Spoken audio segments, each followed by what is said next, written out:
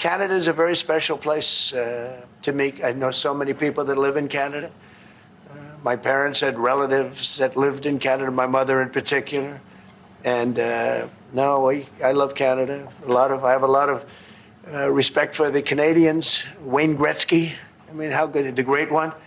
You happen to have a very, very good hockey player right here on the Capitals, who I have a lot of respect. He is a big, tough cookie, too. Just broke the record. And he's a great guy. And, we had the team here, and I got to know a lot of the players. But now Canada is a very special place. That was United States President Donald Trump when he was meeting with Mark Carney, and he was speaking about great Canadians. And then he somehow mentions Alexander Ovechkin. Why? So he lumps in Ovechkin with Gretzky and others who are Canadian on the topic of Canada. To be clear, Alexander Ovechkin is from Russia. Mark Colley of the Toronto Sun wrote as such. In his Oval Office meeting with Prime Minister Carney on Tuesday, Trump implied Ovechkin, who was born in Moscow and last month passed Gretzky as the NHL's all-time goal leader, is indeed a Canadian. How? How do you do this so often? To give an idea of how fond Ovechkin is of a fellow dictator, look no further than his Instagram account. The profile photo is of who? Ovechkin and Vladimir Putin.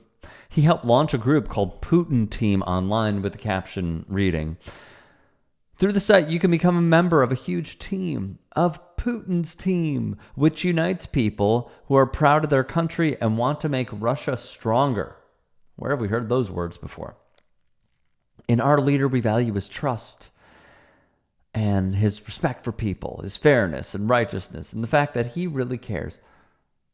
Insane. And yet, when Alexander Ovechkin would be asked about the illegal invasion of Ukraine, he would say, "I want peace. I'm not a political person."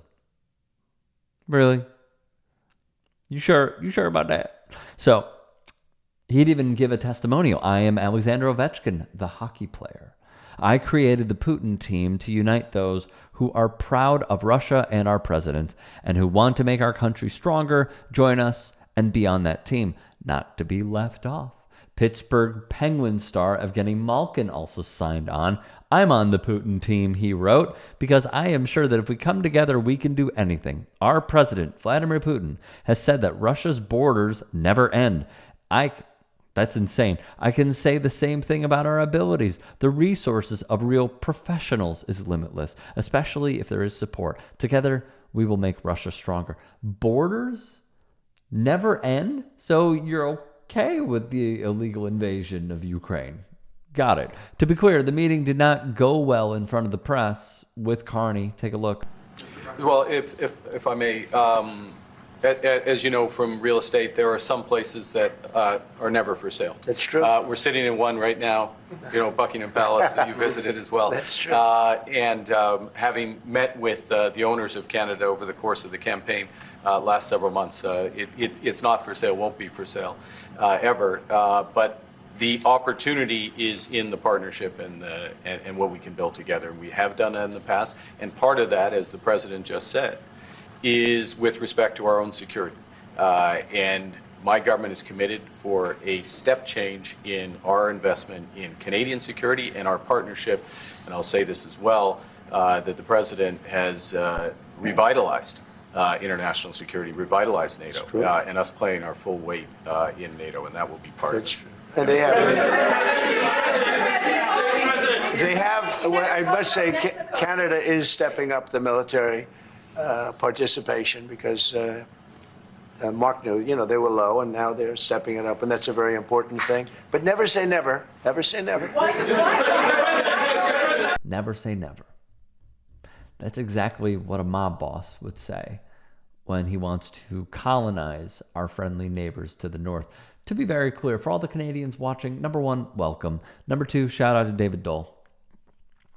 And number three, there are so many of us who despise this. I want to be very clear.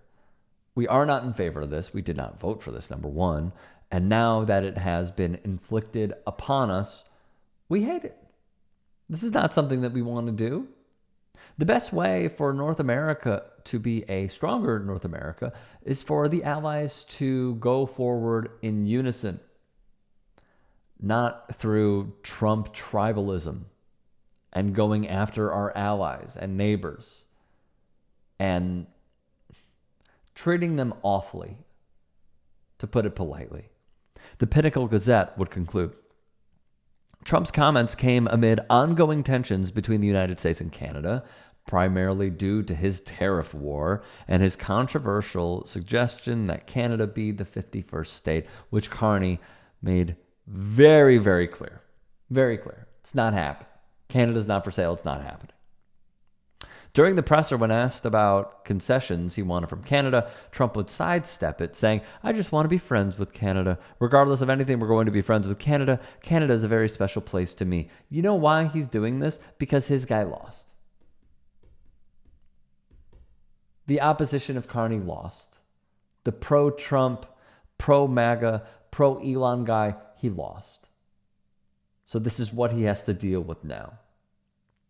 He also knows, and I do believe this, that Carney was elected on a strong anti-Trump, Canada is not for sale message. And the Liberals had no chance, because it's called the Liberal Party, to be clear, for the Americans who are unaware, had very little chance of winning. And then they realized who was heavily in favor of winning and how they just wanted to cater to Trumpism and Elon. And the voters rejected it. So now Trump has to deal with Carney, which is a good thing. I don't know what Trump thinks about this trade war. I've spoken with a few people who say he doesn't know what he's doing. And I tend to agree that he never really knows what he's doing. But in turn, when I presented them with, yeah, but like there has to be some motive, there has to be some end goal, they all said no. So Donald Trump has alienated us from the entire world. Many other countries are moving on from us. Our soybean industry is going to take a humongous hit, along with our economy, of course, because this is just what Republican presidents do over and over again. And we have a president whose brain is probably mush, which also leads me to believe that there are so many other key players that are calling the shots and making decisions, a la a Stephen Miller, a la a Steve Bannon, a la a J.D. Vance, a la a Peter Thiel, and Elon Musk, and David Sachs, who are part of the PayPal mafia, because they know this man is incompetent. He could rattle off a few talking points here and there, but the amount of times that we see this man not be able to not only string sentences together, but also the amount of times that he misremembers basic things is alarming. And I want to be clear about this. If you've been watching the show, you know where I'm going here. I am no Joe Biden stan. The fact that we are learning through Jake Tapper's new book that he has dementia, according to the reporting, is troubling. And I think it's also an indictment of mainstream media that they would protect Joe Biden, because that's just how they roll. They're all part of the same club. We're not in it, as George Carlin would say, famously. So why aren't we treating Donald Trump the same way? That's my question. It has to be a level playing field here. They're eating the dogs. They're eating the cats. We could use bleach in order to cure COVID.